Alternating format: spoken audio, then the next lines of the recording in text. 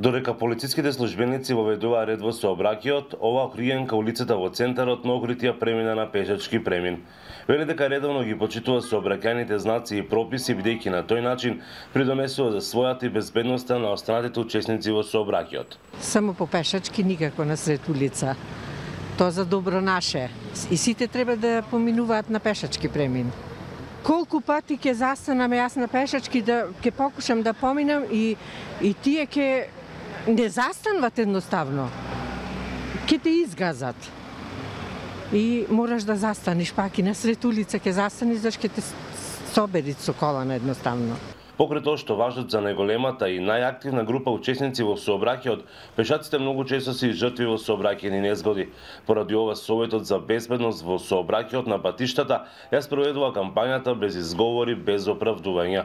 На пофреквентните сообраќајници во Охрид беа поставени контролни пунктови, а на возачите и пешаците им се делеа флаери и едукативен материјал. Како општински совет имаме согледување дека мора да влијаеме поинтензивно кон оваа категорија, бидејќи е потребно подигнување на нивната свест и совест, потребно е подигнување на нивната безбедносна култура со цел да се елиминираат сите оние аномалии кои што сме ги забележале во изминатиот период.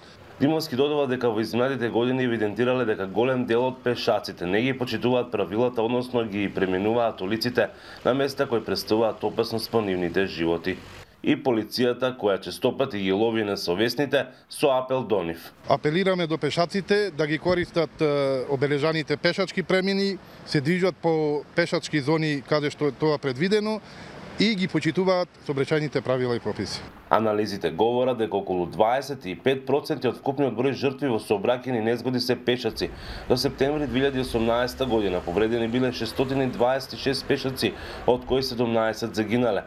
Во 2017 настрадале 914 пешаци, од кои 34 загинале. Од Советот за безбедност во сообраќајот велат дека во периодот кој следува ќе ги интензивираат превентивните и едукативни кампањи.